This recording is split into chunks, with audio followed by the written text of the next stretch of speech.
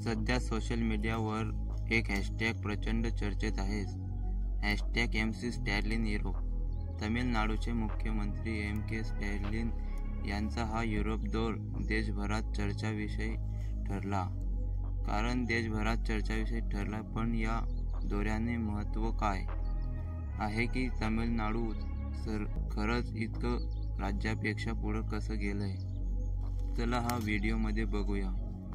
MK Stalin यांनी France, Switzerland आणि जर्मनीला भेट दिली. त्यांचा उद्देश होता की परदेशी गुंतवणूकदारांना आकर्षित करणं आणि तमिळनाडूला ग्लोबल मॅन्युफॅक्चरिंग हब बनवणं. या दौऱ्यात त्यांनी मोठ्या युरोपियन कंपन्यांशी करार केले, ज्यामुळे रोजगार निर्माण होणार आहे. तमिळनाडू भारतातील सर्वात इंडस्ट्रियलाइज्ड राज्यांपैकी एक आहे. Hyundai, Foxconn, BMW, Infosys, TVS या सगळ्या मोठ्या कंपन्यांना तिथे कार्यरत आहेत.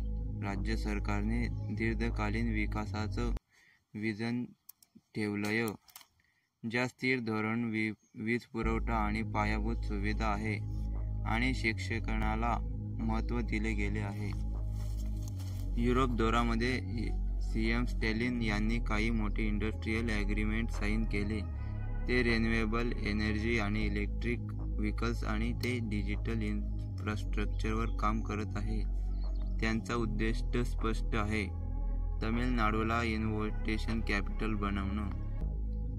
तमिळनाडूने दाखवून दिलंय की विकास म्हणजे फक्त घोषणा नाही, तो कृतीतून दिसतो.